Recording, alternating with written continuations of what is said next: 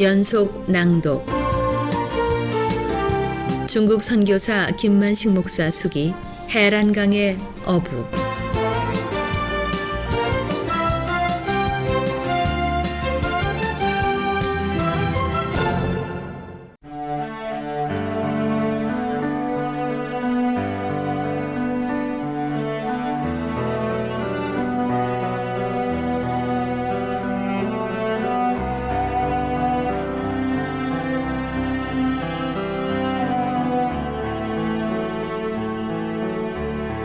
훗날 우리 막내 아들 기영이가 15살 되던 해에 여름방학을 이용해서 돈을 벌겠다고 하면서 직장을 알선해달라고 부탁해서 우리 공장 빌딩 주인이 경영하는 인쇄소에서 일하게 했는데 사흘을 일하고 일을 더 이상 다닐 수가 없다고 했다.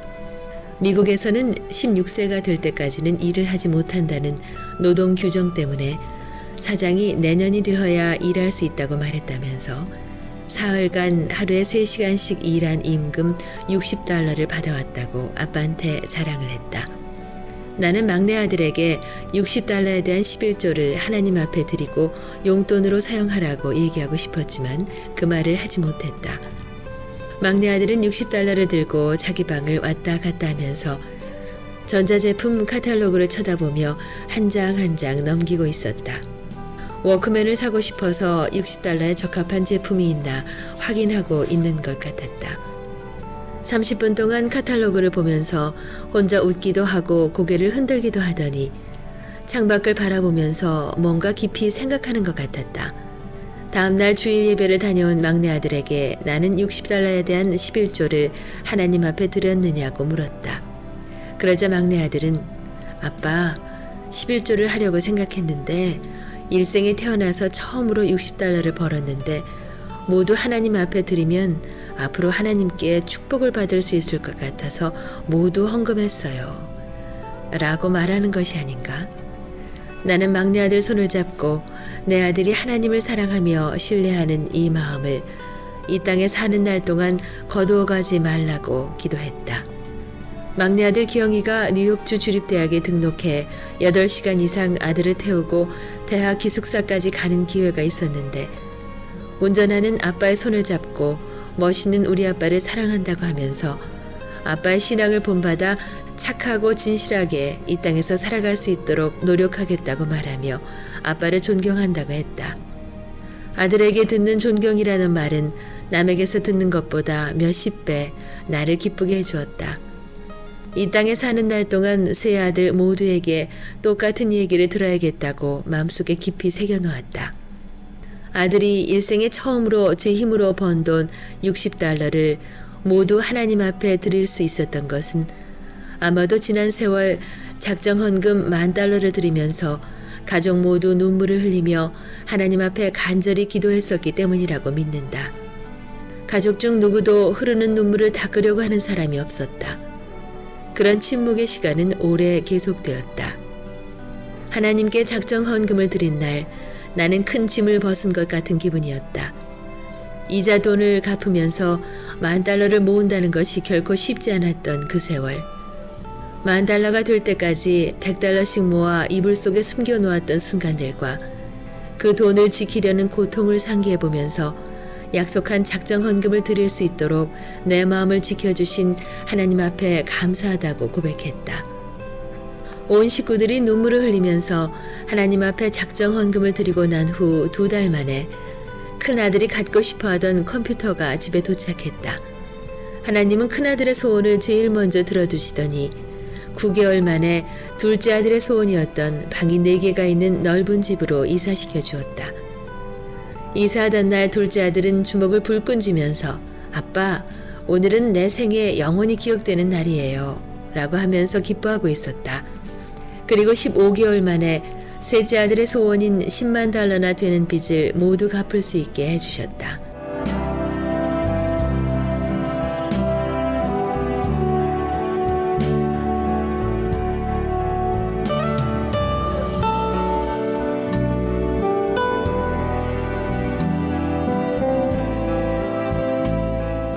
하나님은 내가 빚을 모두 갚을 수 있도록 우연한 일을 계기로 귀한 지혜를 주셨다. 내가 자동차 정비 공장을 경영하기 때문에 손님들의 고장난 자동차 부속품을 구입하기 위해 어느 날 부속 가게에 가서 내가 필요한 부품을 찾자 주인은 자기 가게에는 없고 2마일 정도 가면 내가 찾는 부속을 파는 큰 가게가 있다고 약도까지 그려주면서 가르쳐 주었다. 어쩌면 그렇게 친절할 수가 있을까? 자기 가게 없으면 그만이지 약도를 그려주면서까지 친절을 베푸는 부속 가게 주인은 정말 신사 같았다. 미국 사람들이 잘 사는 것이 이렇게 친절하기 때문일까? 내게 필요한 부속을 구입하고 돌아와서 나도 내가 고칠 수 없는 자동차는 주변에 있는 큰 공장에 소개해주기 시작했다. 나도 그 부속 가게 주인처럼 차주들에게 약도까지 그려주었다. 그런데 이상한 일이 일어났다. 내가 못 고치는 자동차를 그곳으로 보냈을 뿐인데 그 정비 공장에서는 자동차에 부착된 에어컨을 수리하는 자동차들을 모두 우리 공장으로 보내주고 있었다.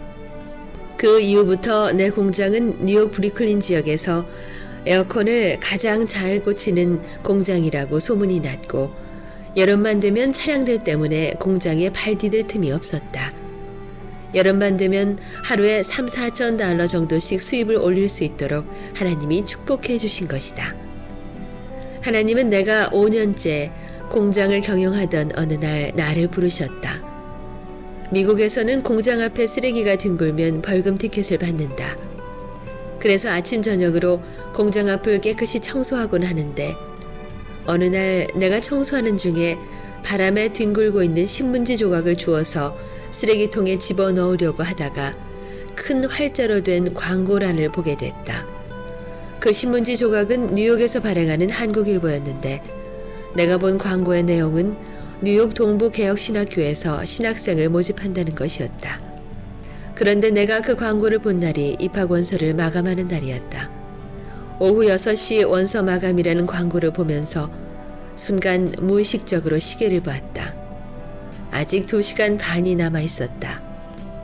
나는 기름이 묻은 작업복을 입고 부랴부랴 신학교에 도착했을 때 이미 원서 마감 시간이 지나가고 있었다. 이처럼 내가 신학교를 입학한 것은 사전에 계획된 것이 아니었고 내 공장 앞에 뒹구는 신문지 조각을 주워서 광고란을 본 순간 갑자기 신학교에 가고 싶은 마음의 충동 때문이었다. 몇 달 전이었던가? 월남전에 참전할 때 죽지 않으면 전도자가 되겠다고 하나님과 약속했던 일이 갑자기 기억이 나서 머리를 흔들면서 월남에 갈 때의 약속은 철부지 시절의 소원이었다고 하면서 스스로 잊어버리고 싶었다. 그러나 그 일 때문에 우울증으로 시달리고 있었던 중이었는데 신학교 학생 모집 신문 광고를 본 뒤에는 학교에 가지 않으면 큰 벌을 받을 것 같아 신학교로 달려가고 싶은 마음이 불같이 일어났던 것이다.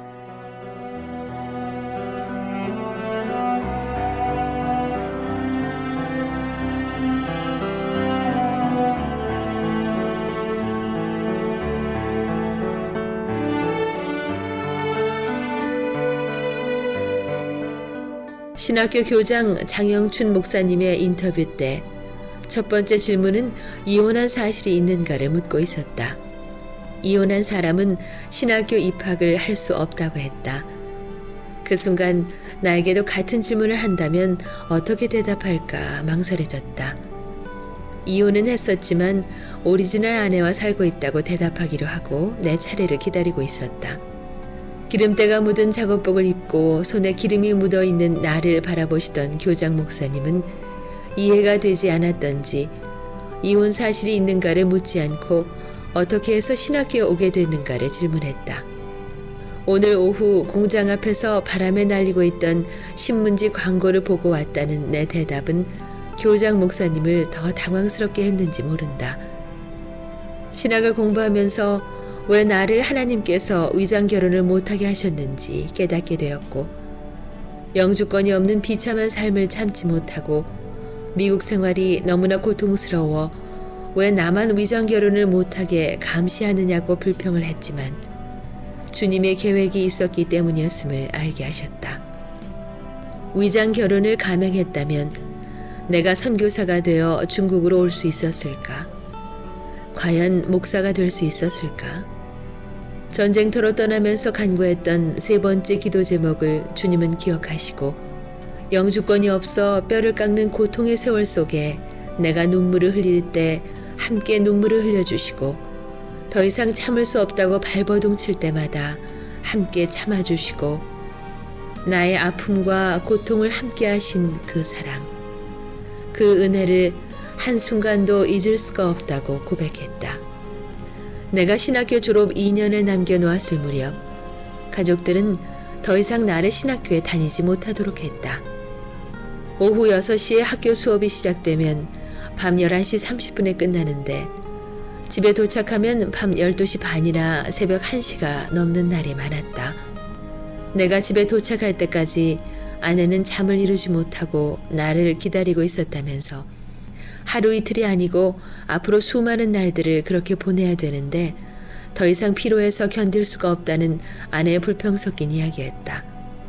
목사가 되지 않더라도 집사로서 아니면 장로로서 평신도로서 주님을 섬기면 되는데 꼭 신학교를 나와서 목사가 되어야만 하나님을 섬길 수 있냐고 말하며 아내는 내가 목사가 되어서 목회를 한다면 보따리를 싸가지고 한국으로 가버리겠다고 했다.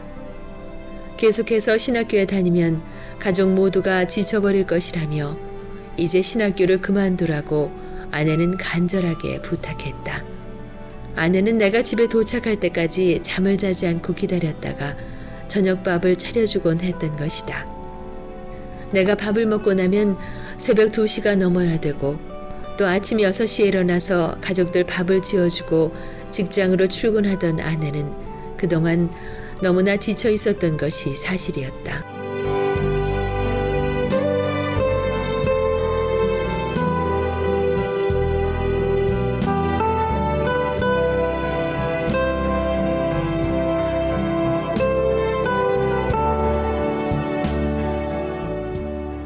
가족들의 건강을 위해서는 신학교 다니는 것을 중단하는 것이 옳을 듯 싶었다.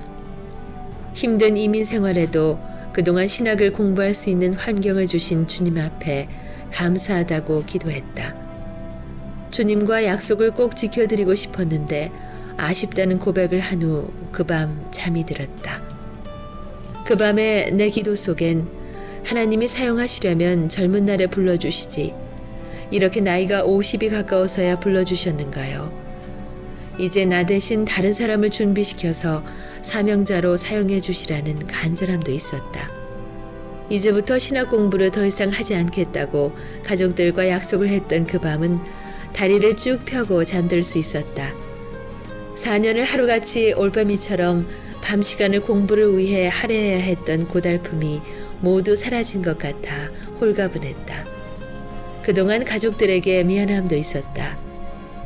내 체력도 연약해져서 수없이 코피가 터져 흘려야 했던 시간들이 앞으로는 없을 것이라고 생각하면서 깊은 잠에 빠졌다. 내 생애 속에 큰일이 일어날 때마다 꿈으로 역사하셨던 주님은 그 밤에도 나를 그냥 잠들지 않게 하셨다. 또 꿈을 꾼 것이다. 꿈길에서 나는 길고 긴 캄캄한 동굴 속을 통과하는데 누군가에 의해서 업혀가고 있었다. 찬란한 햇빛이 비치는 동굴 밖까지는 불과 몇 발자국만 걸어가면 도착할 것 같았다. 나를 업고 가는 이분이 누굴까? 우리 예수님이 아닐까? 나를 업고 가는 사람의 얼굴이 보고 싶어서 몸부림을 치다가 꿈에서 깨어났다. 새벽 2시였다. 잠자리에서 일어나 조용히 기도하고 싶었다. 햇빛이 찬란히 비춰지는 동굴 밖까지는 불과 몇 발자국 안 남아있던 꿈이 생생하게 떠올랐다. 나를 업고 가던 그분은 누굴까? 지금까지 험난한 이민 생활을 내 힘으로 걸어온 줄 알았는데 여기까지 우리 주님이 업고 오셨단 말인가? 아내가 잠자리에서 일어날 때까지 계속 기도했다. 지난밤 꿈 이야기를 아침 식사 시간에 가족들에게 들려주자 이야기를 듣던 가족들은 아무래도 아빠가 계속 공부해서 신학교를 졸업하라는 꿈 같다고 하면서 가족들이 피곤해도 참겠다고 했다. 신학 공부를 중단할 뻔했는데 하나님은 그 밤의 꿈을 통해 가족들의 마음을 움직이셔서 계속해서 공부할 수 있도록 인도하신 것이다.